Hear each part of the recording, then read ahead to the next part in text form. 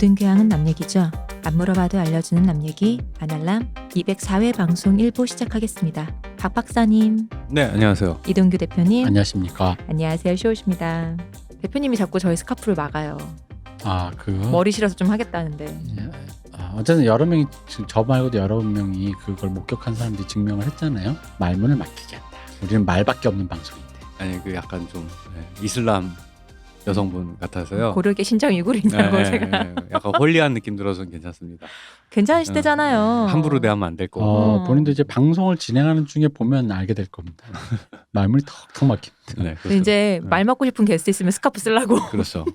말이 길어진다. 중간에 무슨 말을 하고 있었는지가 잠깐 이렇게 왜 그 정신 살짝 나갈 때 있잖아요. 그렇죠. 약간 블랙아웃이라고 해야 되나? 그런 느낌으로 그런 게 있어요. 위험해. 그거 안 좋아. 하여튼 강력했어요. 약간 이게 그 카톨릭 그 베일하고는 좀 다른 느낌의 게 있더라고요. 약간 그거는 시스루잖아요. 카톨릭에서. 그렇죠. 네. 그 니팅으로 한. 네, 그렇죠. 시스루인데 이거는 아이고, 약간 히잡에 가까운 거여가지고.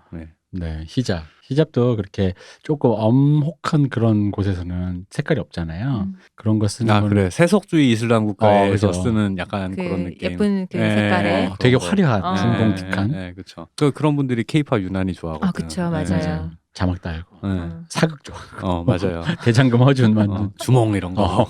재밌잖아요. 아니 근데 그러기에는 그쪽 사람들이 외국인이 다른 나라 특히 이게 우리도 흔하게 이제 요즘 왕자의 게임처럼 흔한 코드가 있는 사극이 아니라 굉장히 그 보기 드문 나라의 문화 코드도 익숙하지 않은 사극을 좋아한다는 건 굉장히 좀 근데 신기한 외국에 일이에요. 은근히 대장금 같은 건 수출이 잘 된다 그랬거든요. 네. 특히 그 중동 국가에. 왜냐하면 다 한복이 몸을 다 가리잖아요. 그렇죠. 그런 것 때문에 좀 수출이 잘 된다 그랬거든. 그 몰랐는데 말레이시아나 인도네시아였나? 이런데 케이팝 아이돌들 특히 여자 아이돌들 그 방송 출연하고 이럴 때 보면은 나는 왜 옛날 의상을 재탕을 하지 이랬거든. 새로운 쇼에 나갔는데 알고 보니까 그냥 다리 안 보이게 하려고. 그러니까 그런 것 때문에. 그런 거 일부러 이렇게 해서 보낸다. 여성의 노출에 좀 엄한데 그래서 한국에서 떠날 때는 반바지 입고 탔다가 내릴 때 보니까 다 이렇게 둘둘 마르게 처음엔 추워서 그랬나 그랬는데 이제 가리고 지나가는 그쵸. 거더라고. 그러니까 중동 쪽 국가가 좀 그렇대요. 그래서 사극을 수출하기 좋대. 역시 우리 한복이 그러니까. 그래서 헐 벗고 나온 사람 없잖아. 대장금 같은데. 그렇네요. 왜 그 왕자님이 가난해서 헐벗은 사람 많은데. 그래서 뭐 여성의 노출을 좀 엄하는 나라에서는 그렇다고 합니다. 네, 들었어요. 자, 저번 주에 녹음할 때는 다키우치 유코가 돌아가셨고 어제는 또 기타계의 큰 별이셨던 네. 밴 헬런께서 돌아가셨습니다. 바넬렌이라고 보통 한국식 발음으로. 반 헬런. 근데 이게 사실 반 헬런이라는 사람의 이거 어떤 느낌으로 표현할까? 이게 기타계에 이게 또 일본식이죠. 일렉트릭 기타사의 3대가 있단 말이야. 그 3대 중에 한 명인 거죠. 이제 한 명 남았다. 그럼 이제 그분이 이제 1인자네요. 그렇죠. 지금 말씀하신 건 예전에 그 농담처럼. 퀸의 존 보넴이 레드 제플린의 존 보넴. 레드 제플린의 존 보넴이 죽었을 때 퀸의 로저 테일러가 이제 그가 없으므로 영국 최고의 드러머는 나다라는 멋진 농담을 했던 건데 이제 그분 1인자가 되셨네요. 그렇죠. 이분의 그 1인자가 되신 분은 잉베이 맘스틴. 역시 살아남는 자가 가장 강한 거군요. 그렇죠. 그게 있어요. 그러니까 일렉 기타의 그 1대. 굳이 일본 사람들이 그렇게 나눈 이유가 아마 이런 것 같아요. 일렉 기타라는 악기를 어떻게 쓰는지 가르쳐 준 사람들이랄까? 그렇죠. 약간 프론티어. 그러니까 첫째가 지미 앤드릭스. 일렉 기타는 그냥 이렇게 너희들 뭐 클래식 기타 이렇게 치듯이 치는 게 아니야. 처음 본다면 정말 신기한 거고. 두 번째가 벤 앨런이죠. 벤 앨런이 기타는 왜 오른손과 왼손이 따로따로 가잖아요. 근데 갑자기 나머지 손마저도 지판으로 가져다 대서 피아노 치듯이. 그러니까 라이트 핸드라 그러거든요. 오른손이 간대서 라이트 핸드인데 이게 약간 좌파적인 관점에서 보면. 그래서 벤 앨런 전성기가 결국 왼쪽으로 보이는 건가요? 이제 레이건이노믹스의 시대. 그죠. 그래서 약간 너무 양키스러워서 미국에서는 진짜 막 전 세계적으로 거의 8천만 장 이렇게 팔았는데 의외로 한국에서는 그렇게 인기가 맞아요. 없는. 그러니까 반 앨런 같은 팀이 되게 미국적인 팀이다 보니까 한국에서는 상대적으로 이렇게 인기가 높지가 않았고 음악이 좀 테크니컬했죠. 네. 그 다음에 이제 잉이 맘스틴이라는 사실 벤 앨런 팀의 음악보다는 벤 앨런의 세션 친 그쵸 그 마이클 잭슨의 곡이 비릿. 훨씬 유명한. 이게 어릴 때 왜 그런 거 하자 줄 세우게잖아요. 기타 솔로의 최고봉을 뽑자. 뭐 외국 많이 해. 역사에 남는 기타 리프 이런 거. 롤링스톤즈 어. 뭐 막 다 한단 말이야. 뭐 번지 뭐 연기타 하는데 순위에 약간의 두서의 차이는 있으나 거의 1, 2위 간격으로 마치 영화의 시민 케인처럼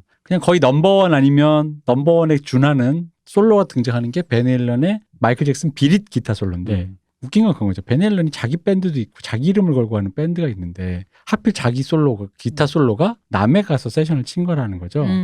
그래서 야, 이게 뭐야 했는데 비릿을 들어보면 그럴 수밖에 없어. 근데 그걸 또 한 2번인가 3번 만에 쳤대요. 네. 그 자기는 그 원래 그 반 앨런이 형제거든요. 기타리스트 이분 말고 알렉스 반 앨런이라고 형이 있는데 드러머를 치는데 형은 좀 진성 락커야. 그래가지고 반 앨런 이후로 돌아가신 형은 전화가 오니까 너무 좋아서 마이클 잭슨 직접 전화했대. 그래가지고 그 마이클 잭슨 성대모사 하면서 얇은 목소리로 헬로 막 이러면서 너무 좋아가지고 신기하니까 연예인 보는 기분이라 갔다는 거야. 근데 갔다 와서 뭐 금방 끝났네 하고 딱 왔는데 형이 너 어디 갔다 왔었는데 마이클 잭슨 형한테 자랑했더니 자랑했더니 이게 루머예요. 이게 확인된 건 아닌데요. 형은 진성 락커라 마이클 잭슨 따위한테 어디 갔다 감히 맞았다. 맞아. 어디 딴따라 앨범에서 기타를 치고 왔냐 이러면서 형이 때렸다. 이거 엄한 선비 같은 형님이. 락리학자. 그렇죠. 근데 어쨌든 이 반 앨런 위대한 기타리스트인데. 락교예요? 락교죠, 락교. 약간 좀 그 수많은 그런 팝락계의 거성들, 그 세션 기타는 여러 가지 기타 요리들이 있지만 여러 기타 약간 반 앨런은 논외로 치는 그렇죠. 천해천으로 약간 한 수 위로 놓는. 그러니까 이 방금 말씀하신 이 다음이 이제 잉베이 맘스틴인데 잉베이 맘스틴은 흔히 말하는 속주. 바이올리니스트 파가니니 바이올리니스트 같은 그런 무시막지한 속주를 보여준 거니까 이 사람들이 일종의 그 불가져다 준 사람 있잖아요. 그 뭐야 프로메테우스 그런 느낌이었던 거죠. 와 이렇게까지 할 수 있구나. 잉베이 맘스틴 제가 전에 얘기했잖아요. 뒤돌아서 치더라 뭐 입에속으로 돌렸다. 난 루머가 넘쳐. 뭐 어릴 때부터 하도 열심히 쳐가지고 갈비뼈 모양이 기타 모양이 돼 있더라고요. 아니 농담에 진짜 이런 소리 했어서 진지하게. 다들 그런 어떤 폐관 수련을 하기 위해서 내가 뭘 해야 되지라고 조건을 잡다 보니까 성장기에 기타를 항상 옆구리에 끼고 있으니까 갈비뼈 모양이 이제 이렇게 기타 모양으로 이렇게 눌러주게 만들어서 그걸 입고 있었던 거지. 그렇지. 그래서 기타가 옆구리에 뼈가 그 모양으로 자라도록. 뭐 그런 소리를 되게 고등학교 때 진지하게 했었어 애들끼리. 그럴 때다 그때는. 근데 반 앨런이 그렇게 나이가 많지가 않은데 60 조금 넘었어요. 암투병을 몇 년 하다 가셨다 그러더라고요. 이른 나이 돌아가셨네요. 맞아요. 그러니까요. 너무 일찍 가셨어. 그렇게 돈이 많은 사람이 영양 상태도 좋은데도 이렇게 일찍 갔다. 예수님이 요즘 그 정도의 부자면 사실 뭐 청춘이지. 그렇지. 요즘 60대면 뭐 한참 되죠. 그런데 이제 암투병을 오래 하다가 돌아가셨고 그리고 다케우치 유코는 자살로 판명된 건가요? 네, 그렇다고 알고 있습니다. 네. 그것도 좀 충격이었어요. 왜냐면 다케우치 유코가 이제 우리 또 한창 우리 세대의 일들을 한창 좋아하던 일드 전성기 시절에 제일 인기 있는 여배우 중에 한 명이었죠. 그렇죠. 이제 히로세 료코, 뭐 다케우치 유코, 마츠다 카코, 뭐 이런 마츠시마 나나코 요 정도. 네. 줄줄 나오는군요. 그렇죠. 계속 뭐 칸노미요. 많이 봤네, 많이 봤어. 그렇습니다. 아우 이렇게 막 추억이 막 그렇죠. 방울방울. 대학생 때 하도 많이 봐가지고 그때 당시에 그 분기마다 일들을 매니아들끼리 분기마다 TBS에선 뭐하고 뭐 후지 TV에선 뭐 이렇게 쭉 이렇게 정리해가지고 맞아. 보다가 이번 시즌엔 난 이거 봐야지 하고 이렇게 서로 이렇게 돌려보고 이랬었어요. 한성표 공유했었어요. 예, 진짜. 그랬는데 그럼 그때 당시 예를 들어서 그 시즌에 빠져 있는 일드가 있잖아. 그럼 예를 들어서 다케우치 유코 막 런치 영화를 재밌게 보고 있었다 그러면 학교 이렇게 갈 때 대학교 이제 등교해가지고 가면 캠퍼스 이렇게 싹 지나 이제 여학생들 이렇게 앉아 있잖아 캠퍼스에 왠지 저 뒷모습을 보면 돌아보면 다케우치 유코일 것 같은 그런 기분. 이렇게 그리고 막 속도 위반 결혼 이런 거 볼 때는 이렇게 저 벤치에 앉아 있는 저분이 왠지 히로세 료코인 것 같은 그런 기분 뭐 이런 식으로 살았었죠. 상태가 안 좋았어. 많이 안 좋았네. 많이 안 좋았어. 현실에 살아야지. 덕질이란 그런 것입니다. 맞아요. 사실 다케우치 유코는 우리 옛날에 방송했던 아라가키 유이가 등장하기 전까지 이 미소에 있어서 그치. 아라가키 유이가 이제 그 뒤를 이은 거고 가키 스마일이라는. 그렇죠. 가키 스마일. 그 시원하게 웃는. 그렇죠, 맞아요. 예. 그러니까 이게 웃는 게 참 웃고 울고가 또 예쁜 사람이 따로 있잖아요. 맞아요. 잘생기고. 그거는 네. 연기 잘하는 거랑 다른 네. 얘기예요. 맞아요. 타고나게 그러니까 이쁜데 웃을 때 안 이쁜 분이 있고, 그럼요. 안 이쁜데 웃을 때 이쁘신 분이 있는데. 또 울 때 이쁜 사람이. 네, 그러니까. 맞아요. 예. 이렇게 우는 연기를 잘할 수는 있지만 예쁘게 우는 건 다른 얘기예요. 그건 네. 좀 타고나야 되는 거라서. 근데 이분은 정말 그 스마일. 정말 네. 환하게 네. 웃는 그 어떤 굉장히 해피바이러스가 막 넘쳐날 것 같이 그렇게 또 이분이 약간 체격도 좀 건장하고 그래가지고 약간 건강한 네, 맞아요. 그런 가키랑 진짜 이미지였는데. 비슷하네요. 맞아요. 네, 맞아요. 건강한 그런 이미지였는데 저는 유쾌하고 에너지 넘치고 이런 음. 이미지로. 근데 그럼에도 불구하고 아쉬운 건 다케우치코의 과연 가장 최고의 뛰어난 작품은 뭐지라고 하면 히트작은 많은데 네, 네, 그렇죠. 근데 저는 그럼에도 불구하고 저는 개인적으로는 그녀의 작품이 뛰어난 작품은 그닥 없었다고는 보지만 네. 그녀가 뛰어난 연기를 한 건 있다고 생각해요. 네. 많다고 생각하고 특히 저는 골든 슬럼버에서 미사일을 쏠 때 폭죽을 터뜨릴 때 가라 아오야기 할 그치. 때 일본판 골든 슬럼버 주인공이 다케우치코였구나. 남자한테 얻어맞고 눈탱이 밤탱이 돼서 가라 아오야기 할 때 그 한 줄의 대사가 사람이 그 대사 한 줄로 사람 마음을 덜컹거리게 할 정도로 정말 소름 끼치는 연기였는데 그게 희한하게 웃는 게 입어서 그런지 약간 프라이드도 그렇고 네. 약간 캠퍼스에서 만난 첫사랑 요 느낌 있잖아요. 맞아요. 그게 아주 미인이 아니라서인 이유도 있는 것 같아요. 그 미인은 미인인데 흔히 말하는 뭐 절세 미인 우와 느낌이라 여배우 이런 느낌의 미인이 아니다 보니까 그러니까 이제 왠지 저기 앉아있는 저 여학생이 뒤돌아서면 그 얼굴이 것 같은 그런 느낌을 주는 사람인 거죠. 프라이드도 보면은 발음도 후라이드 아니에요? 네, 프라이드 치킨 말고 배고파. 프라이드 기무라 타쿠야가 그 아이스하키 하는 드라마 보면은 이렇게 보다가 기무라 타쿠야가 저렇게 열심히 하는 중요한 동기 중에 하나가 이제 그 다케우치 유코란 말이지. 이렇게 슛을 하려고 그러도 다케우치 얼굴 딱 보여준 순간 그래 열심히 해야지 이렇게 납득이 돼요. 나도 거기서 그 드라마에서 네. 기무라 타쿠야에게 정말 남자인데도 심쿵했던 게 네. 자기가 그거 딱 하고 관중석엔 다케우치 유코를 향해 쳐다보지. 그 스틱으로 딱 가리키면서 딱 쳐다보잖아. 근데 진짜 정말 너무 멋있는 거야. 그때 정말 기무라 타쿠야의 그거는 왜 그 남자들의 로망 중에 사랑하는 여자 앞에서 뭔가 좀 뻐기고 그렇죠. 막 골놓고 세레모니 하고 싶고 골놓고 세레모니 그런 게 있잖아요. 근데 그거를 그 남자들이 꿈꾸는 그 장면을 너무나도 완벽하게 재현을 하는 거야. 그래가지고 기무라 타쿠야도 그렇지만 다케우치코는 항상 그런 누군가의 작품이었다라는 게 조금 아쉬운데 맞아요. 어쨌든 좋은 배우였는데 참 이렇게 아쉽네요. 그래가지고 어쨌든 나이가 드니까 좋은 얘기보다는 누구 죽는다는 얘기가 자꾸 들리니까 맞아요. 조금 서럽습니다. 그런 게 있죠. 그러니까 그런 소식 들려도 약간 철렁하는 그런 게 있어요. 맞아요. 네. 그래서 오늘은 저희가 왜 이런 얘기를 또 연예인 얘기를 했냐. 오늘 오랜만에 우리 마르크스 왕자의 게임 지쳤다. 난 왕자의 게임 안 보는데. 난 마르크스 싫은데. 난 보수당. 나는 트럼프 지지자인데. 이런 분들을 위해 준비했다. 트럼프 보는 것조차 요즘 스트레스죠. 왜 재밌던데 너무 귀여워. 요즘에 자기 DNA가 코로나를 그거 한다고 그거 짤 보고 트럼프 너무 소중해. 이렇게 재밌을 수가.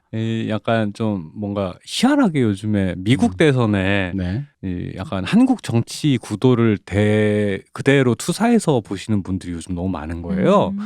요즘 게시판 보다 보면 약간 특히 젊은 남자분들이 그러시는데 약간 좀 저로서는 이해가 안 되지만은 이제 그런 이상하게 예전보다 미국 대선 문제가 예민해진 것 같아가지고 말을 좀 아끼게 되는데 나중에 대선 끝나고 좀 편하게 얘기할 수 있었으면 좋겠습니다. 왜 사람들 늘 하는 말 있잖아요. 미국 대통령은 사실 전 세계적으로 영향력이 너무 크니까 그럼요. 너무 소중한 자리라서 미국 사람들이 뽑게도 되느냐. 맞아. 농담 아니라 진짜 요즘 그 생각 많이 들어요. 미국인들이만 투표하기에는 너무 중요하다. 안 될 일이다라는 느낌이 그래, 드는 그건 거죠. 동의합니다. 맞아요. 이제 보고 있으면 정말로. 약간 얘 왜 이래 막 이런 속 터질 때가 있어요. 그러니까 트럼프가 대통령이 되는 건 부적합한데 소중한 사람인 것만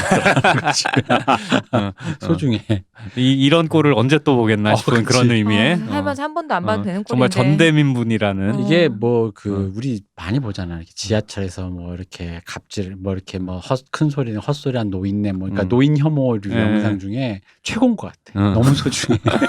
그래서 좋아해. 말도 횡설수설. 맞아요.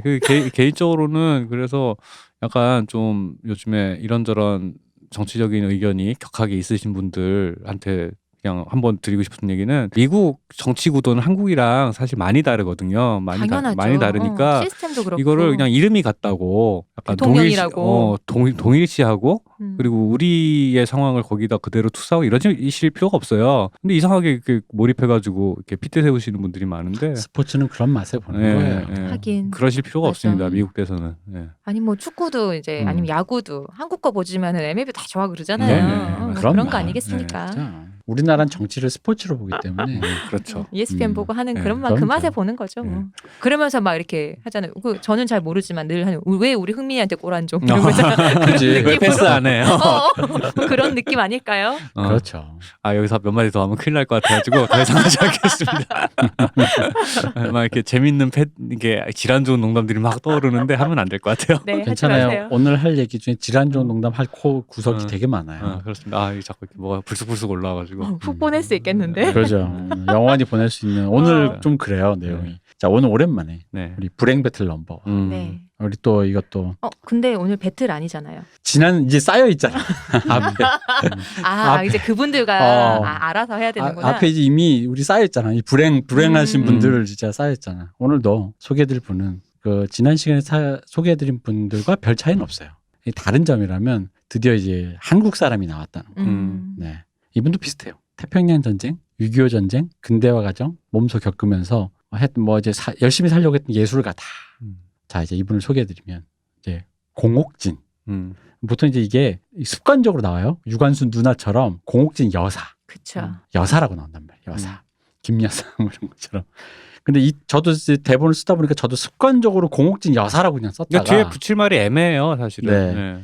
왜냐하면 이제 이게 어른 여성에게 존칭격으로 음. 붙이는 게 이제 여사인데 한번 이제 생각을 해볼게. 왜냐하면 이제 요 말을 우리가 이제 이분이 공옥진 선생님이 춤 이름이 일단 좀 이따가 후술하겠지만 어쨌든 춤 이름이 장애인을 모사하는 춤을 추다 보니까 요즘 기준으로 하면 그런 진짜 논쟁의 한가운데 계신 분이란 말이죠. 굳이 돌아가신 분이지만 만약에 네. 이게 지금 현재 활동하신다면 그러다 보니까 그런 류의 어떤 피시함과 관계돼서 이제 한번 생각해 볼 만한 여지가 있어요. 여사라는 말도 이 공옥진 선생님을 쓰면서 내가 지금 한번 그냥 얘기 한번 해볼 만한 것 같아요. 일단 이 비슷한 맥락 논의가 옛날 저 오마이뉴스에서 제가 그냥 셋 다 할게요. 김정숙 씨 여사 영부인을 김정숙 씨라고 표현해가지고 무례하다. 그랬더니 이제 청와대는 영부인은 좀 권위적인 것 같으니 여사로 해달라.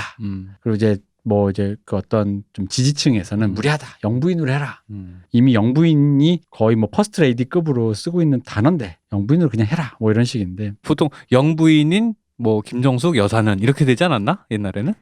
영부인. 그러니까 영부인이 호칭이 아니라 영부인 예를 들어서 맞아요. 영부인인 유경수 여사께서 이랬다 뭐 이런 식의 유경수 영부인이라고 안 하고 그쵸. 네. 그랬던 것 영부인 같은데. 유경수 여사가 뭐 이런 그렇게 식으로 했던 갔죠. 맞아요. 근데 이제 어쨌든 그 영부인이 권위적이다. 이게 약간 각하처럼 느껴지는 것 같아요. 청와대에서는 약간 그랬던. 그래도 이번에 또 왜 추석 연휴 내내 화제였던 나오나 쇼에서도 나오나 형이 테스 형을 부르짖다가 거기 중간에 유관순 열사를 유관순 누나라고 한단 말이에요. 이게 이제 습관돼서 그런 건데. 근데 유관순 누나 우리 초등학교 때 유관순 누나 이랬던 것 같아요. 국민학교 때. 그렇게 그럼요. 했었어요. 그러니까 유관순 누나가 그냥 한 단어로 네, 이렇게 그러니까. 외워졌으니까 이건 이걸 비판할 생각은 아니고 네.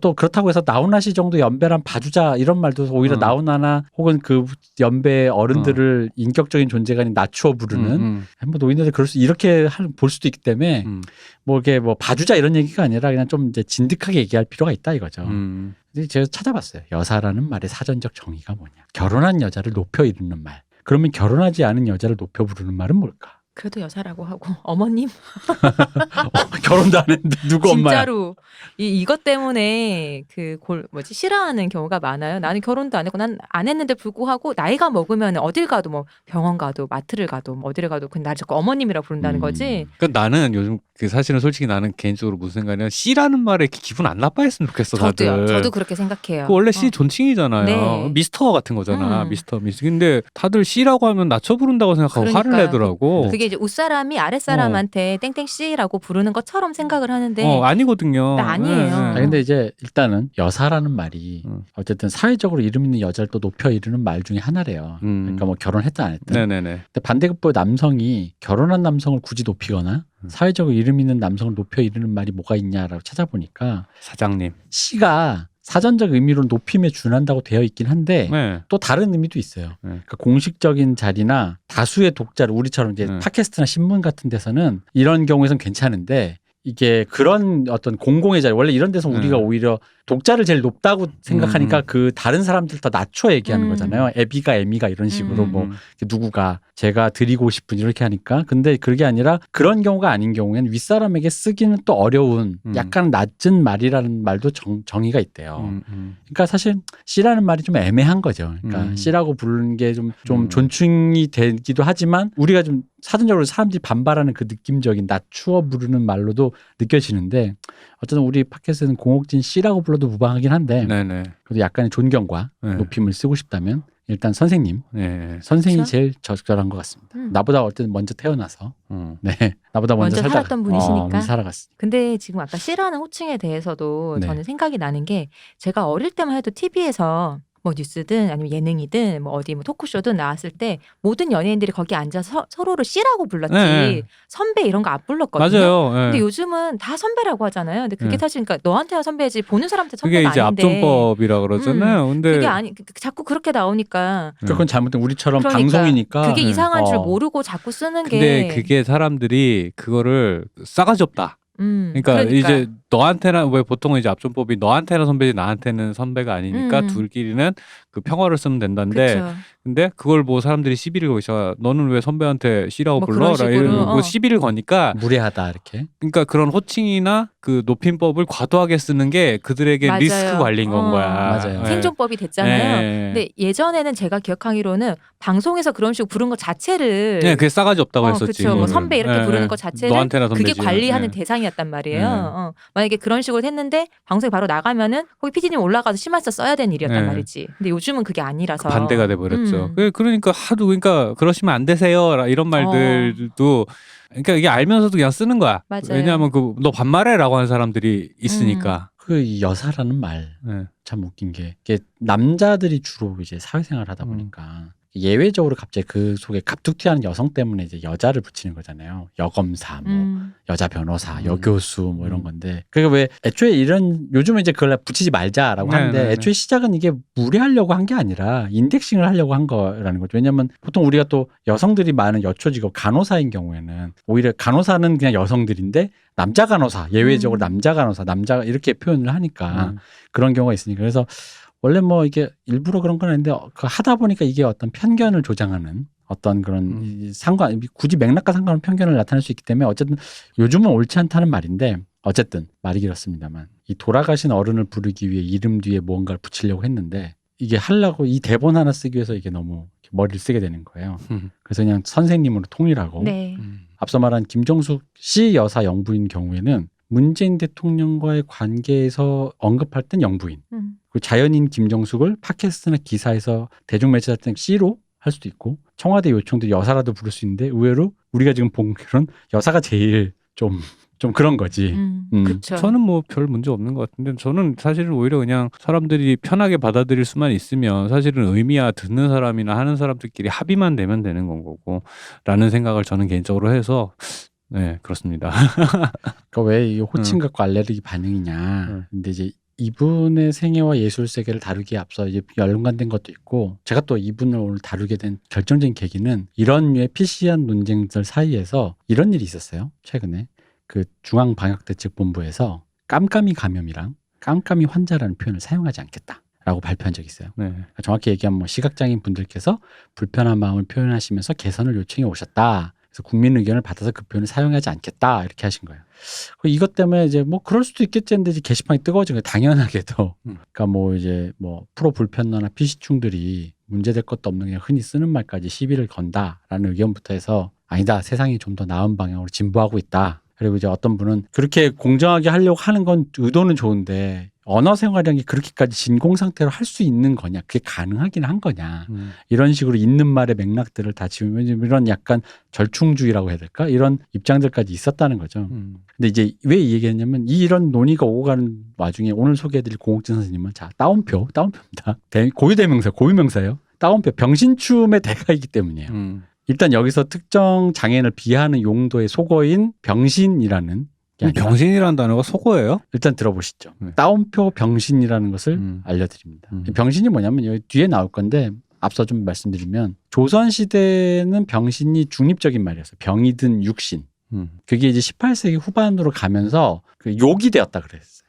그래서 지금의 이제처럼 욕으로 이게 정착된 거죠. 장애인을 낮잡아 부르는 속어. 근데 그때는 중립적인 의미였대요. 그냥 진짜 우리가 마치 뭐라 그러지 환자 이런 식으로 부를 수 있는 거의 환자 환우 같은 느낌. 어쨌든 오늘 이분은 병신춤의 대가인데 왜냐하면 위안부 관련할 때도 위안부도 따옴표 위안부죠. 이 그 뭐냐면은 그 어떤 댓글에 이런 게 있었던 거예요. 야 그럼 공옥진의 병신춤을 이제 앞으로 뭐라고 불러야 되냐. 그 말 듣고 제가 살짝 이제 빡치면서 뭐냐면 이제 이런 거죠. 아니 뭐 이렇게 상황과 맥락에 따라서 아까 그 영부인도 이렇게 시 여사 영부인이 다 따로 있는 것처럼 이게 대통합 이론 같은 건 없는데 어쨌든 간에 공옥진 선생님은 잊혀지겠지만 고민지 씨가 살아 숨쉬고 있으니까 네. 두피가 이어져 있긴 하죠. 그리고 본인도 손사래를 쳤어요. 그 병신춤이라는 이름으로 내 춤을 부르지 말라고. 그럼에도 불구하고 이 게시판에서 그런 식으로 아 그분은 병신춤의 대가 아니냐. 그럼 아니 검색해 보면은 아예 기사에도 그렇게 많이 맞아요. 써 있던데 근데 본인이 거부했다면서요. 그럼에도 불구하고 기사를 뭐 쓸 때 그렇게까지 정교하게 쓰는 기자분들이 옛날부터는 크게 없었던 것 그러니까. 같아요. 네. 왜냐면은 본인은 이제 뭐 그 특정 장애 그 있는 그 몸짓을 했으니까 곱사춤 뭐 근데 지금은 이 말도 다 안 되죠. 곱산 척추장애고 뭐 안전뱅이 춤 뭐 이런 건데 그런 식으로 이제 그 춤으로 그때 당시 이제 그게 그냥 그 정도는 괜찮았던 거예요. 그러니까 그런 춤으로 불러달라 했지 병신춤은 싫다라고 했는데 아니 그때도 병신은 욕이었을 테니까. 네 그렇죠. 그래서 병신춤의 대가로 그럼에도 불구하고 기억될 거다. 그러다 보니까 게시판에서 그런 식으로 이제 예로 참예로 나온다는 거지. 공옥진의 병신춤 그럼 이런 피시충들이 뭐라고 불러야 되냐. 그래서 이게 안타까워서 한번 준비해 봤습니다. 자, 예술가, 위대한 예술가가 평생을 자기와 싸워온 얘기를 한번 들어보시죠. 이분은 한국 사람이라 약간 맵고 짜고 장난 달고 아니야. 이게 약간 장맛이 느껴져요. 이미 우리 이제 그 선생님 얘기하면서 네. 좀 들었던 게 있는데 네. 대본을 정리된 거를 또 읽는데 아 진짜 눈물 날 것 같은 거예요. 그죠. 저 약간 이분의 그 책, 이 생애를 한 책인데 이게 대사가 나올 때마다 이게 울컥울컥한 거예요. 이게 정말. 일단 정리해보자면 1931년 8월 14일 31년 언제입니까? 저희 할머님보다 어리시네요. 아 그래요? 네. 저희 외할머님도 아직 살아 계십니다. 네, 저희 외할머니 20 몇 년생이신데 저희 외할머님도. 예, 예. 100세 다 되셨죠. 그럼 뭐 아직 이라고 말해야 되는 거야? 아니 그게 아니라 내가 대본 보고 느낀 게 확실히 고 20, 30년대에 태어나신 차라리 40년대에 태어나신 분들은 네. 고 이제 일제시대랑 6.25가 어릴 때 훅 지나갔는데 네. 한 20, 30년대 태어나신 분들은 성장기에서 그죠. 이제 경제 활동을 해야 되는 그 시기가 격변의 시기랑 딱 맞물리니까 어마어마하게 고생을 다들 하셨어요. 바로 그 고생을 너무나도 전형적으로 한국인이고 여성이고 딴따라고 없는 집 자식이어서 고생한 모든 얘기를 온몸으로 부딪혀서 살아낸 분이십니다. 일단 뭐 소리꾼이자 무용가. 어렸을 때 이름은 별명은 다마짱. 그 옥진의 옥이 구슬옥자인데 이게 다마죠? 다마잖아요. 이게 일본 말로. 그렇구나. 그러니까 그 이때는 일어를 쓸 때니까 네네네. 다마짱이었던 거예요. 별명이. 그럼 그때는 1어로 교육을 받았으니까. 이 공씨 집안이 소리꾼. 그러니까 로얄 패밀리. 특히 흔히 서편제로 통칭되는 전라도 판소리계의 로얄 패밀리. 뭐 그 당시라고는 지금 생각하면 굳이 이제 그런 건데. 선생님이 전라도 태생이시니까. 네. 심청가로 엄청 유명한 공창식이라는 명창이 당숙이고 이 공옥진 선생님의 아버지 공대일 씨가 서편제 정통 맥을 잇는다고 불려진 그 이분 월북하셨어요. 그 박동실이라는 소리꾼이 있는데 그분의 그러니까 그 정통 제자. 누가 월북을 한 거예요? 박동실이라는 선생님이 월북을 하셨어요. 이 명창 되게 유명하신 분인데 네네네. 그분의 아주 직계 제자.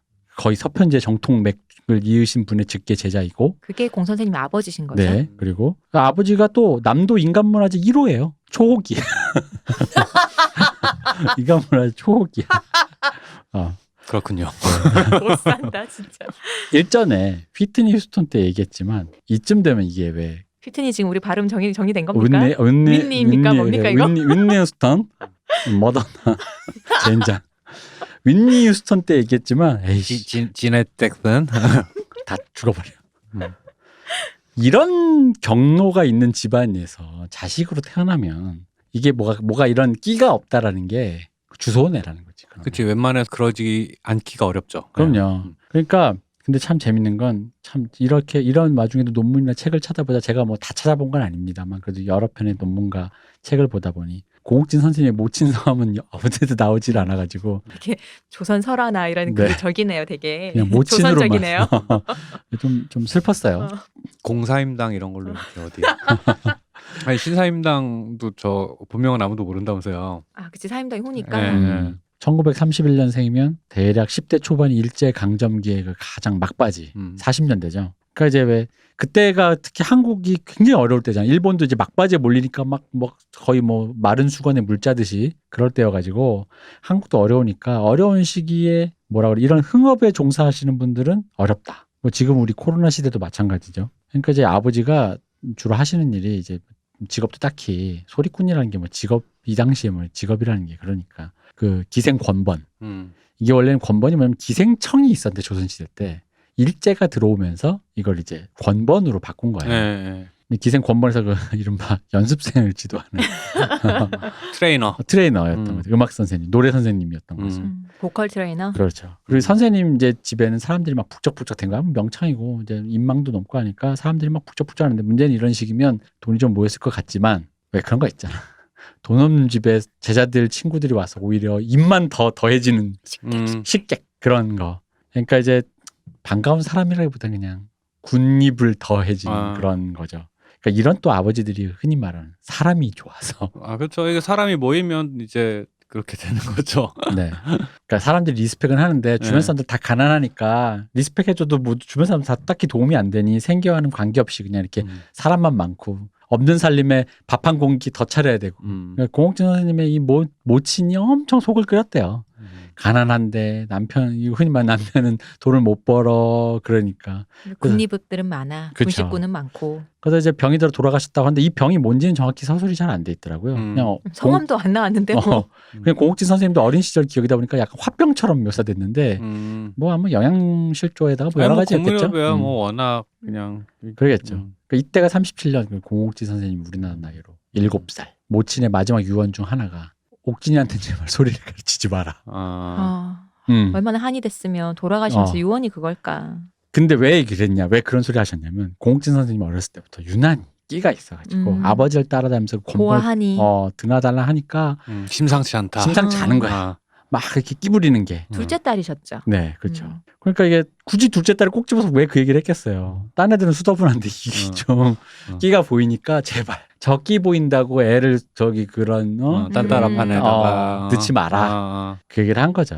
그러니까 이제 근데 공옥진 선생님 말에 의하면 그러니까 본인 회고록에 의하면 자기는 그게 너무 재밌어가지고 이게 사실 멈출 수가 없었다. 그러니까 예를 들어 권번에 따라갔는데 누가 좀 어른들 흉내 잘 내잖아요. 근데 특히 그런 중에 관찰력이 좋은 그런 사람들 애들 왜 돌아오면 자기들끼리 나 오늘 갔는데 어떤 아저씨가 이랬다 하면서 막 킥킥대고 막 그런 흉내를 하는데 그중에서 왜 그렇게 항상 무대에 서는 애들 있잖아. 네, 그렇죠. 그런 끼가 있는 애들이 끼가 있죠. 있어서 흔히 말 오락부장이 된 애들 있잖아.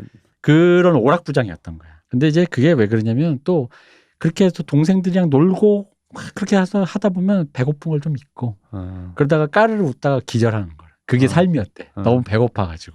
그러니까 뭐 공옥진 선생님 그때는 그냥 배고팠다. 근데 어쨌든 그나마 집을 유지하는 게 이제 엄마가 모친께서 집을 유지하는데 그분 돌아가셨잖아요. 그 옛날 남자가 뭐 밥을 할 줄 알겠어, 뭘 할 줄 알겠어요. 그러니까 이제 애들을 걷어먹인다고 해도 뭐가 이게 안 되는 집이 건사가 안 되는 실정인데 이때가 이제 일본 그 일제감정 막바지라고 그랬잖아요. 아버지한테 징용 그게 오는 거예요. 징용 가자. 그러니까 31년생이시면은 이제 그렇게 쫓아다니면서 뭐 할 때는 최소한 대여섯 살 뭐 이 정도면은 그때가 30년대 중반 이제 중일 전쟁 이제 막 하려고 그러고 그럴 때니까 37년에 징용 노무자로 이제 뽑힌 거예요. 아버지가 가면 뭐 아버지가 간다 안 간다를 둘째치고 왜 그런 거잖아요. 이게 지금 서로 어려우니까 왜 불이 반딧불의 묘소도 보지만 그쵸. 남의 집에 못 챙겨준다고. 그런데 어른이 없으면 애들은 진짜 이거 완전히 무주공산이니까 이게 그쵸. 아버지가 가면 안 돼요. 이거 어떻게 하나 하다가 막 알아보니까 돈을 좀 쓰면 한번 병역비 돈을 좀 쓰면 빠질 수 있다라는 거예요. 돈이 얼마인데 또 500원이래요. 당시 돈은 어마어마한 거 아닙니까? 근데 이게 뭐 찾아보니까 이게 그러니까 그때 그 물건의 가치로만 환산을 되다 보니까 이게 가격이 다 다르더라고요. 그래서 제가 잘 못 찾겠어요. 왜냐하면 그러니까 왜 쌀과 금이 지금도 쌀과 금이지만 서로 가치가 좀 다르잖아요. 네. 그러니까 그때 쌀로 보면 또 얼마인데 금으로 생각하면 또 얼마일 수 있어가지고 이게 얼마인지 모르는데 대충 한 그냥 생각컨대 우리 돈으로 항상 500만 원에서 1000만 원 사이인 것 같아요. 요즘 기준으로. 네, 요즘 기준으로 대충 한 500만 원 딱 정도. 그냥 저기 말단 공무원한테 기름칠할 정도 액수는. 그 정도 그냥 이름 하나 싹 지워주는 정도? 그 지금 우리 원 단위지만 네. 그 할푼리가 있을 만큼의 때잖아요. 맞아요. 지금 원보다 더 작은 돈으로 지금 돈을 헤아릴 때니까 500원이면 어마어마한 거죠. 그래서 500원을 구해달라는데 뭐 이 집 가난하기로 내가 지금 그러니까 앞에 밥도 못 좀 먹는데. 여태까지 지금 몇십 분 더 설명이 가난하다는 얘기밖에 없는데 애가 그 배고픔으로 잊으려고 노래 부르다가 잠드는 게 삶이었다는데. 근데 500원이 어딨어? 이때는 500환 아니야? 아니야 500원이래 게다가 원이래? 그러니까 그 원이란 말에 나 약간 그 500푼도 아니고 전도 아니고 500원이라는데 근데 마침 이때 어쨌든 이 사람들도 예능 딴따라판이니까 딴따라판 소식이 돌았던 거예요. 일본에서 돌아온 그 유명한 무용가 최승희가 그분이 그분께서 잠심부름할 애 한마디로 몸종을 구한다. 그래서 이제 글로 공옥진 선생을 보내는 거예요. 7살인데. 근데 언니가 있잖아요. 10살인데. 네. 왜 안 보냈을까 생각했는데 생각해보니까 그나마 언니는 10살이니까 그 10살이 엄마 대신 그래도 애들을 집안일을 해야 되는 거지. 간수를 한 거야. 네. 그러니까 그나마 애를 7살짜리 보낸 거죠. 잠깐 최승희에 대해서 소개를 해보자면 이 한국 전통 무용을 현대화된 그러니까 요즘으로 표현하면 이런 거죠. 글로벌 스탠다드화된 어법으로 다시 컨버전 하신 분. 전통 계승하면서 현대적 재해석하신 분. 그러니까 이런 비슷한 결은 이사도라 던컨. 그렇죠. 그러니까 그리고 샤넬. 샤넬 코코 샤넬. 이런 약간 이런 비슷한 그런 결이에요. 그러니까 중간에 갑툭튀로 단절과 파격을 시도하신 어떤 그런 대단하신 분인데, 근데 이분이 이제 한국 예술계에서 진짜 사실 정말 중요한 분인데도 불구하고 한국에선 많이 회자가 안 되죠. 네, 이 월북 인사여가지고 그쵸. 북한 가시는 바람에 이 분단 이후에 이게 남한에서는 크게 막 조명을 못했어요. 이게 그냥 90년대 왜 최시라 씨가 저는 어릴 때 이거 본 기억나요. 그래요. 기억나신 분 많아요. 기억나요. 최시라 씨가 최승희 씨 했던 특별극 드라마가 있었어요. 그 제목이 뭐였나요? 제목이 뭐였더라? 나도 본 것 같아요. 네. 저는 기억나요. 너무 예뻐서 최시라 씨가. 그리고 이제 무용가 역을 하니까 그 안에서 춤을 출 거 아니에요. 그것도 어린 제가 보는데 너무 아름다웠던 거야. 그래서 기억이 나요. 맞아요. 그게. 그때 또 최시라 씨가 춤으로 좀 이렇게 다른 배역에서 춤으로 약간 화제가 돼가지고 태도 좋으시고 맞아요. 그래서 그랬죠. 최승희가 월북을 해서 김일성한테 엄청 사랑받던 체제가 찬양하는 예술가였는데 이 숙청당해요. 이 김정일이 숙청을 합니다. 근데 이제 뭐 김정일이요, 김일성이요. 김일성은 사랑하고 김정일은 싫어하고. 근데 뭐 시대랑 그런 거랑 사상이랑 불화하는 예술가. 네네네. 예술가는 곤조가 있으니까. 뭐 예를 들어 주체 사상이에요. 민족과 조국 민족 어디 있어? 씨, 내가 이쁘면 이쁜 거지 이런 약간 최승희 또 성격이 그랬대요. 그리고 심지어는 김일성과 정말로 그 무서운 김일성과 독대를 해서 큰 소리가 오고 갈 정도 싸웠다. 니까짓 게 뭘 하는데 뭐 거의 이런 식의 그랬는데 이게 이제 김정일은 주체 사상을 좀 더 이게 뭔가 본격적으로 이렇게 파다 보니 민족의 뭔가 약간 그런 느낌을 하고 싶은데 너무 이제 이분은 그냥 자기 세련된 분이신 거지. 코스모폴리탄. 코스모폴리탄이고 자기 마이웨이인 거지.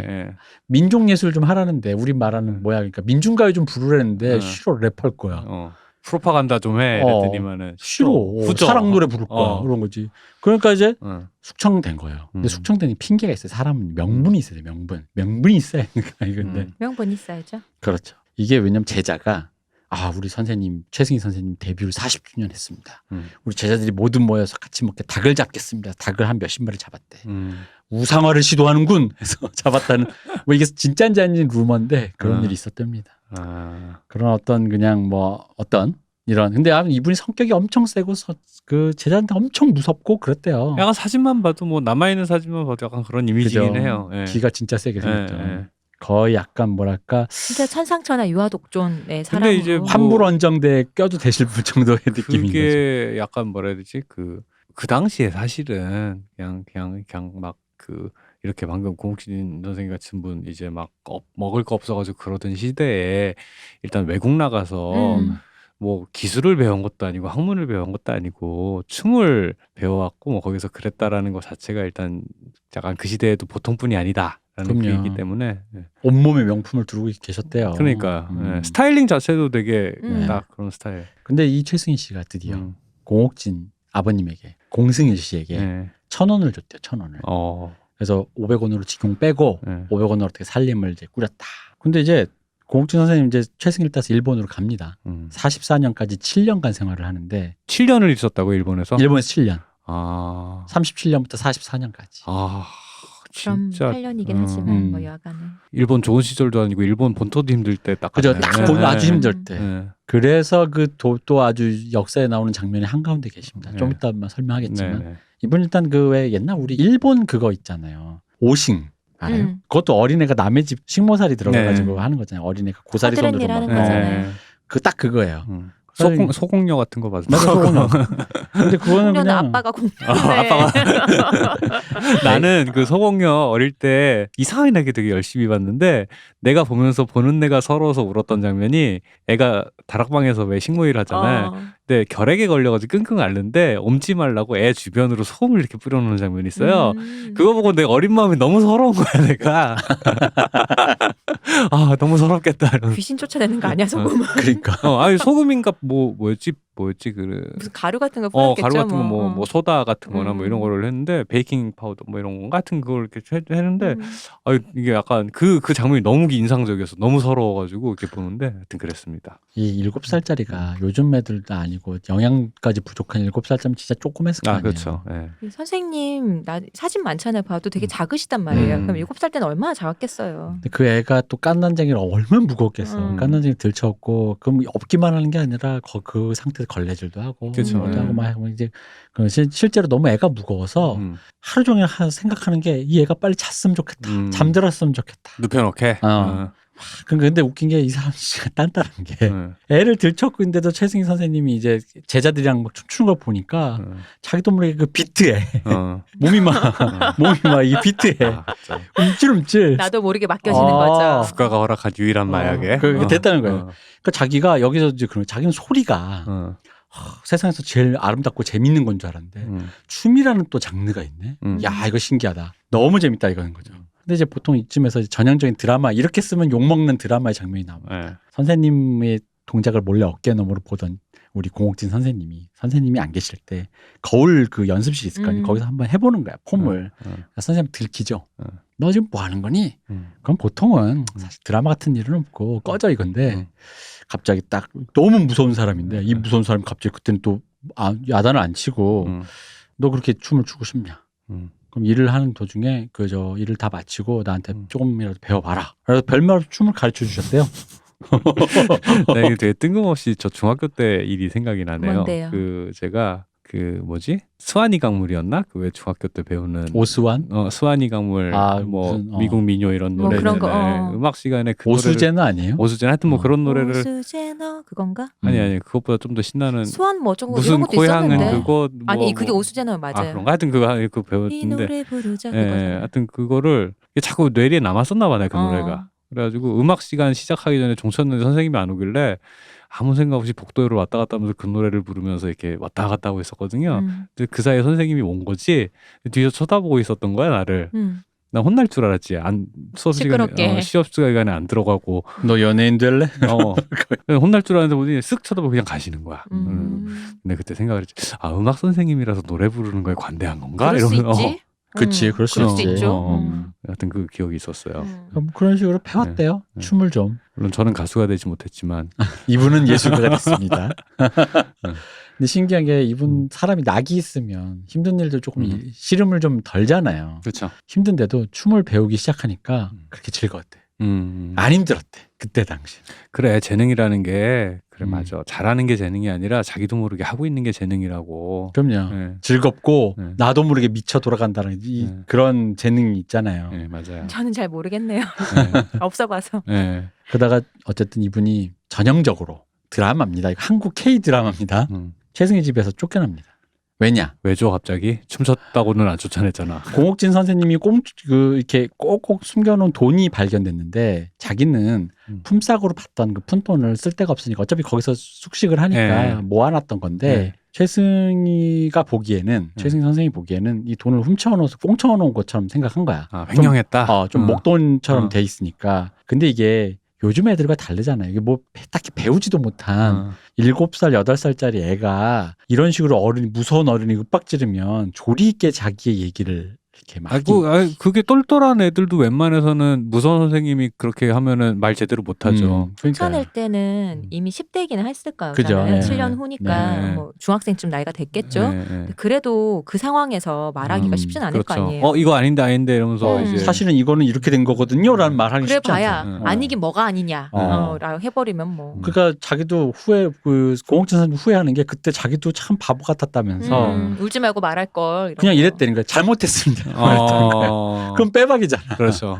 잘못했습니다. 그랬더니 그래가지고 쫓아내려는 찰나에 옆집에 사는 요즘 여러분들 저기 그 이웃의 야마다 군께서 비슷해요. 진짜? 이웃의 진짜요? 야마모토 군이 진짜요? 네네. 진짜로요? 네. 이웃의 야마모토라는 조선인이 야마모토라는 조선인이 우리 집으로 애를 보내라. 그랬더니 내가 얘를 얼마 주고 사는데 내가 그냥 보낼 수 그럼 그것까지 다 쳐줄게. 그래서 최승희가 남는 장사를 했다. 2,000원에 2배 장사하셨네. 떡상. 그것뿐 아니지 않을까? 그 들킨 그 돈도 뺏어갔지 않을까? 뺏었겠지. 그러니까. 남는 장사. 최승희는 절대 믿지는 믿지 장사한다. 공옥진 코인에 2배로 그냥. 근데 그 집에 갔더니 그 집은 뭐 그 집에서 허드렛 일을 하긴 했지만 되게 가족처럼 잘해줬대요. 이웃의 야마모토군. 예, 이웃의 이직하신 그 자리도 제일 조선이었던 거예요. 네. 거기서 이제 잘 있는데 이제 여기서 이제 바로 우리 불행 배틀 특집이 뭡니까? 살만하면 뭐가 온다? 불행이. 불행이 오잖아. 이 집 살만해졌잖아 갑자기. 되게 배고팠다가 남의 집에 하다가 좀 잘해주는 집에 가서 좀 편해졌어. 이 타이밍은 남자 문제가 생기기엔 너무 어린데 아직. 그죠. 네. 그래서 뭐가 오느냐? 네. 천재지변이 오는 거죠. 네. 도쿄 대공습이라고. 우리 커티스 르메이 장군의 그죠. 전쟁광 커티스 르메이의 미친 소위탄 100%로 그냥 불태워라. 그치. 역사에 남을 폭격. 네. 그 진짜 부관들까지 반대한 그건 너무나도 민간인 인명 피해가 크다라는 말을 무고한 민간인이란 어떤 말로 일축해버린. 아니 무고한 민간이 아니라 저 민간인도 공장 가면 군수 공장 가서 결국은 전쟁에 참여한다. 상관없다라는 말로 일축해버렸다. 아직 안 갔는데도 불구하고. 맞아요. 그래서 그게 결론이 무고한 민간인은 없다 도쿄에. 그게 맞아요. 이제 그 르메이가 폭격하라고 다 명령한. 잠재적. 네, 잠재적 잠재적 총. 잠재적 전범. 전범 맞아요. 이분이 어마어마한 폭격을 많이 하시 그 유명한 그 드레스덴이라든가. 네. 폭격 매니아. 그렇죠. 폭격왕. 진짜 미치거나 혹은 정말 유능한 장군이거나. 좋은 말로 하면 참군인인 거고. 그렇지. 나쁘게 하면 전쟁 광인 거죠. 그렇죠. 네. 근데 두 개가 같은 말이잖아요. 그렇죠. 이 사람의 이게 경우에는 그 흔히 말하는 그 사이코패스, 평시에는 사이코패스라고 욕먹는 사람들 있잖아요. 근데 그 사람들이 대부분 이게 기질을 조용히 이제 학습된 사회성으로 숨기고 살다가 제가 저런 애였어라고 갑자기 능력이 폭발하는 경우가 이제 위험시가 되면 그 사이코패스들이 그런 경우들이 많대요. 배틀로얄 같은 건가? 네, 그죠. 그런 배틀로얄 같은 상황이 되고 전시가 되면 갑자기 능력이 대폭발하는 왜 그 시대가 영웅 만든다든가 뭐 난세가 영웅만 이런 말 하잖아요. 그런 사람들이 난세가 돼야 튀어나오는 이것들. 이때 증언이 실제로 그 했던 것과 되게 일치하는 게 그 왜 아시아 한국이나 우리나라 일본은 제트 기류가 있어서 고도를 높게 잡을 수가 없어서 본격적으로 낮게 들어가야 되는데 실제로 공옥진 선생님 말에 가면 비행기 날개가 다 보일 정도로 반짝반짝하는 게 다 보일 정도로 낮게 날았다는 거예요. 왜? 그 강서구에 사는 어린이들은 비행기 그리라고 하면 비행기 그 바퀴 그린다면서. 그치 그런 거 있죠. 가슴이 아프네. 일단 진짜 그랬대요. 그래서 대공습으로 이게 일본이 목조 건물이 많아가지고 불이 확 일부 그걸 노린 거잖아요. 그래서 불에 타는데 공옥진 선생님이 등에 불이 붙어가지고 또랑이 뛰어들었다는 거야. 근데 뛰어드니까 어떻게 돼? 이게 한 15살인데 이때가 이게 이미 화상을 다 입었잖아. 등은 화상을 입은 채로 또 옷이 등이 없는 거잖아. 그렇죠. 그 이제 생그지인데 이제 야마모토 아저씨도 잊어버린 거야. 그러니까 그냥 노숙을 하면서 뭐 어디 빈집 들어가서 뭐 이렇게 뭐 훔쳐먹고 막 그런 거 하다가. 그때는 뭐 그냥 일본 뭐 도쿄는 특히 그랬고 그래서 그럴 시절에 그게 왜 반딧불의묘도 보면은 공습 피해서 시골 내려갔다가 그죠. 애들이 그렇게 되는 거잖아요. 그 반딧불의묘에 잘 나와 있는 그 풍경입니다. 그래서 어쨌든 그 도쿄 시내를 계속 있다가 소문이 들린 거야. 시모노세키까지 어떻게 가면 시모노세키에서 조선 가는 배가 있다. 그러니까 그거 어떻게 해가지고 기차를 타고 갔대. 또 어떻게 돈도 없는 애가 사는 그때는 사람들이 다 너나 할 것 없이 거지 행색이니까 막 피난 갈 때니까 그게 위화감이 크게 없었나 봐. 도쿄에서 시모노세키면은 뭐 그지 구할 거 없어. 궁금해서 갑자기. 아니 엄청 먼데 도쿄에서 시모노세키면? 일단 기본적으로 후쿠오카 쪽이에요. 근데 어쨌든 기차 타고 갔대요. 근데 거기서 조선으로 가는 배를 타려고 했는데 선생님 증언에 의하면 이랬대요. 이 배가 검열이 너무 심했대. 왜냐면 일본에서 쓸모없는 사람만 타라 이거야. 그러니까 이게 부상당한 사람, 환자, 어린애들 아닌 그 멀쩡한 애들은 일본에 남아서 일을 해라. 그래서 전범이 되어야지. 전범이 되어라. 한국 시민으로서 천황폐하게 충성을 다해라 그쵸. 마지막까지. 그러다 보니까 자기는 어쨌든 애가 이게 화상도 입었겠다 이게 어리다 하니까 그냥 타라 그런 거죠. 와서 이제 여수에 도착해가지고 여수 병원에서 이제 치료를 받는데 여수 병원에서 만난 순사가 이제 너 이렇게 뭐 이렇게 호구조사 할 거 아니에요. 호구조사 하다 보니까 이 사정이 딱해서 엿을 사주면서 이거 먹으면서 너 집이 어디 광주라 했더니 보통 이 다음에 나오는 얘기는 돈을 주면서 이 차를 타고 가면 광주 내리면 된다는데 그게 아니라 엿을 사주면서 광주는 저쪽이야. 저 방향으로 저 방향으로 가면 돼. 라고 했대. 그의 친절은 거기까지. 그의 친절은 거기까지. 광주는 저 방향이야. 약간 이런 얘기인데 근데 배고픈 상황에서 엿을 또 타박타박 걸으면서 먹는 너무 맛있을 거 아니야. 옛날이니까. 단 거가. 저희 외할아버지가 그 황해도 분이신데 그 피난 와가지고 부산까지 그냥 하염없이 내려온 거야. 근데 이제 내려와서 며칠 굶고 걸어서 왔잖아요. 네. 시루떡을 처음으로 딱 드셨다는 거야. 그래서 어떻게 해가지고 그걸 한 판을 다 먹었대 본인 말로는. 아직도 우리 돌아가시는 거에 시루떡을 그렇게 좋아하셨어요. 근데 이게 그 전쟁통에 부산에서 어떻게 나는지 모르겠지만 하여튼 그러셨대. 그렇게 좋아하셨대. 시루떡이었나 인절미였나 하여튼 그래. 근데 여기도 딱한 사연이 있어요. 엿을 먹다 보니 맛있으니까 광주에 가면 언제 갈지도 모르면서 동생들이랑 언니한테 이 엿을 먹여주고 싶은 거야. 그래서 쌀 게 없어서 신문지로 쌌을 거 아니야. 걸어가는데 이게 눌러붙잖아. 그러면 신문지가 눌러붙으면 이게 뗄 수도 없잖아. 그치, 녹아가지고. 흔히 말하는 아끼다 똥 된다. 먹지도 못하고 차라리 먹을 거리인데. 안타깝다. 그래서 이제 그걸 버리면서 걸어갔대요. 옛날에는 왜 그런 얘기 많이 했잖아요. 우리 요즘은 잘 없지만 이때 시절이나 이럴 때 드라마 보면은 왜 신발 없어갖고 맨발로 학교 그렇죠. 걸어다니고 맞아요. 했는데 신발 한 켤레를 신발이 있어도 그러니까 아껴서 아끼려고 그거 안 신고 있다가 발이 커져서 결국 못 신었다 뭐 맞아. 이런 얘기 있잖아. 맞아. 그런 거 그 같잖아. 근데 1940년 근처인데 이 40년대 이 상황상 이 가난한 애가 여수에서 광주까지 갈 방법은 뭐다? 걸어서 히치하이킹. 히치하이킹이 됐다고? 달구지 히치하이킹 하나요? 어쨌든 히치하이킹. 엄지손가락을 펼치고 아까 순사 아저씨가 저 방향이라고 했는 거기를 가리키면서 소 타고 어쨌든 가는 거 히치하이킹. 근데 증언에 의하면 정말 이게 한번 참 딴딴한 게 가다가 보니 각설이패를 만나네. 따라다니는 거야. 밥도 얻어먹고 어차피 거지꼴인데 뭐. 그 각설이패랑 놀았던 게 재밌었던 게 이 사람들이 밥을 딱 나눠 먹고 거렁뱅이 그 구걸에서 온 서로 나눠서 이렇게 하나의 그 되게 뭐랄까 사회주의적이잖아요. 한 솥에 다 모아놓고 그다음에 n분의 1로 다 이렇게 하는 거잖아요. 꼬뮤니즘을 한단 말이야. 약간 군대 훈련 나갔을 때하고도 비슷하게 그죠. 그걸 하고 마지막 이제 각설이 타령하면서 한바탕 연회를 하고 이제 잔다 이거지. 근데 그게 자기한테는 어떤 그러니까 일종의 해방의 평등한 해방의 어떤 그런 느낌이 있었던 거야. 신나고 막. 그러니까 뭐 어렵고 힘들지만 그 특히나 그 당시 각설이패는 굉장히 그 당시 사회에서 배제되신 분들 약간 장애인들이 많았는데 그렇죠. 그러다 보니까 그 장애인분들이 자기들끼리 안에서는 어쨌든 서로 간에 그런 구김 없이 사회가 아무리 배제하지 않죠. 그렇게 그러면서 같이 어떤 막 다니고 자기도 좀 소리 좀 할 줄 아니까 막 이렇게 하면서 같이 다녔대요. 그러다가 이제 막 다니다가 되게 친화력이 좋으신 아니야 제가 보기에는 이게 약간 뭔가 그 어떤 음악이 들리거나 춤을 춘다면 거기에 가서 낑구는 왜 클럽에서 가운데로 잘 들어가는 사람들 있잖아. 클럽 가면 그 벽에 서서 삐죽대는 사람이 있는가 하면 그렇죠. 왠지 무대에 올라가서 기둥 잡고 추는 사람 있잖아. 약간 그렇죠. 이런 과였던 거야. 홀린 듯이. 홀린 듯이. 그러니까 각설이가 타령을 하면 자기도 모르게 가운데 가서 기둥 잡고 머리 흔들던 그런 분들 있잖아. 스피커 옆에서. 야, 너 잘한다. 이러면서 그지. 그래가지고 이제 하다가 어떻게 광주까지 간 거예요. 야, 광주 근처. 여수에서 광주면 사실은 막 이렇게 어마어마하게 먼 건 아닌데 걸어서 당시 길을 그러니까, 생각해봐. 걸어서 15살짜리. 그러니까. 지금도 전라도 쪽이 길이 좀 나쁜데 이때는 뭐 오죽했겠어요. 그렇죠. 근데 거기 가서 우물가서 물을 먹으려고 그러는데 어떤 할머니가 너 어디서? 나중에 보니까 그분이 잘 고모였던 거야. 너무 신기해 나는 근데 이거 알아본 게. 너 옥진이 아니니? 그래가지고 그러니까 그 애가 금방 컸을 텐데. 아기 때 보고 못 봤을 텐데. 그래가지고 어떻게 들어갔는데 아버지는 이제 광주를 이사 가서 뭐 이렇게 다른 데 계신 영광인가 계시는데 그러다 보니까 이제 어떻게 전남 영광입니다. 네. 네.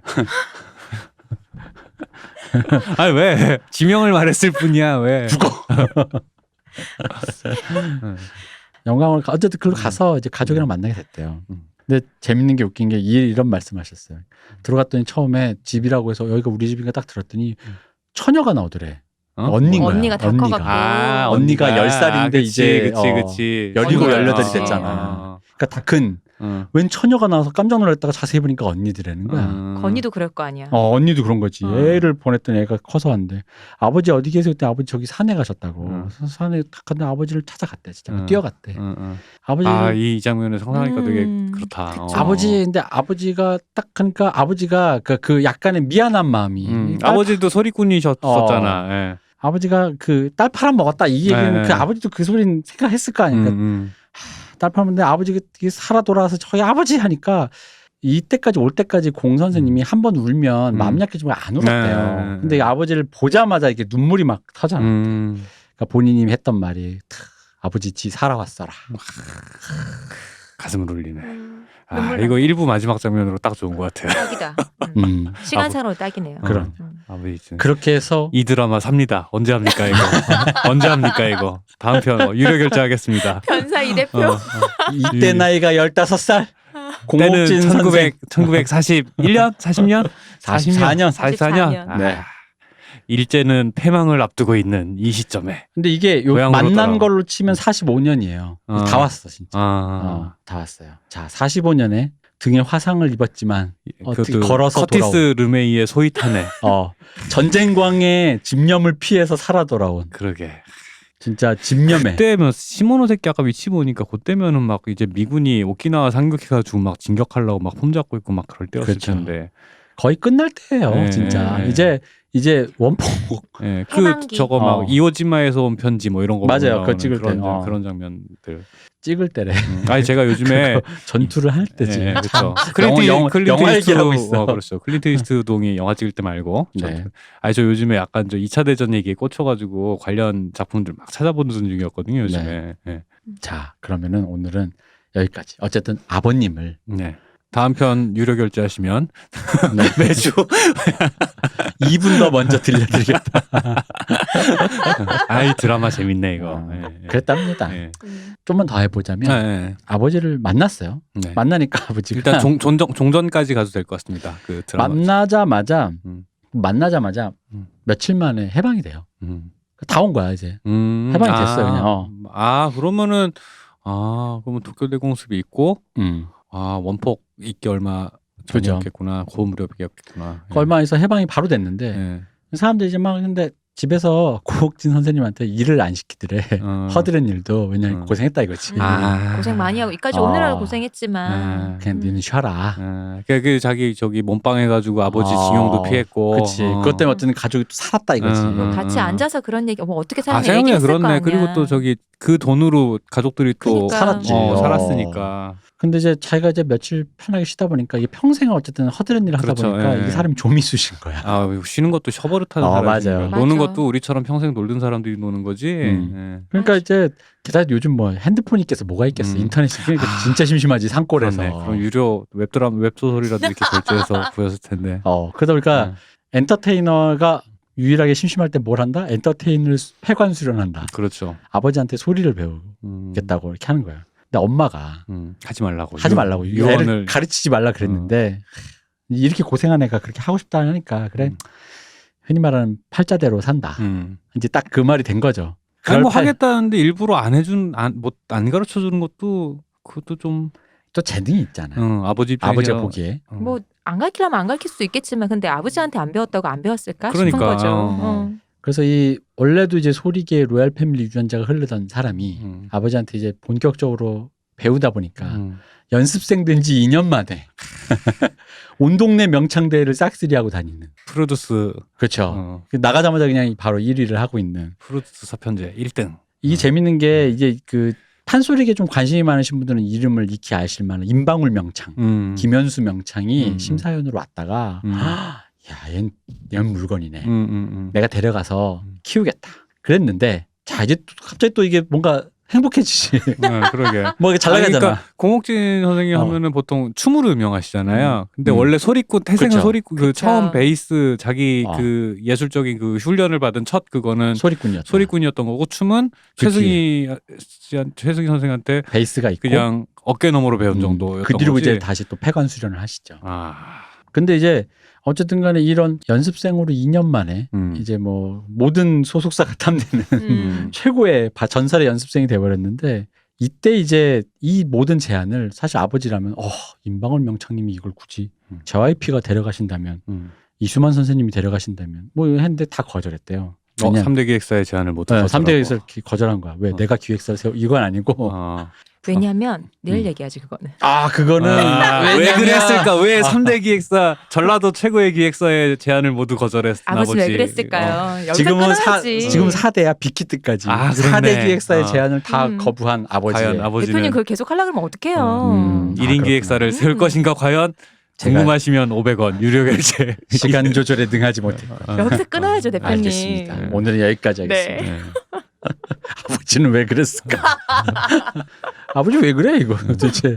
왜 이래 진짜. 이게 드라마로 치면은 아까 그 아버지 저 살아왔어라라고 하면서 딱 끝나고 다음 예고편에 그 임방울 명창 이게 이 아이를 나에게 보내지 그래 자네 거절하겠습니다 하고 뭐라고 하고서 이제 이유가 그치? 뭔가. 하면서, 그럼 아버지 왜요 하고선 딱 이제 끝나는 건 그쵸. 거지. 맞네요. 그 네. 예고편이. 네. 자 어쨌든 그렇게 되었습니다. 음. 그래서 이 뭔가 지금 라이징하고 있는데 우리의 에피소드 진행상 이때쯤은 뭔가 찾아올 것 같은데 어쨌든 그건 내일 어떤 불행인지. 뭐가 찾아온다. 궁금하다. 심지어 이게 불행인지 행운인지도 모르는 어떤 것이 찾아옵니다. 그렇습니다. 자, 그것은 내일 하는 것으로. 네. 오늘 여기까지 하겠습니다. 아유 요런- 재밌네요 진짜. 요런 이거. 완급 조절 아주 좋네요. 이 드라마 재밌네요. 언제 대표님 방송한다? 너무 심취했어. 다음 주에. 알겠습니다. 내일 아니고?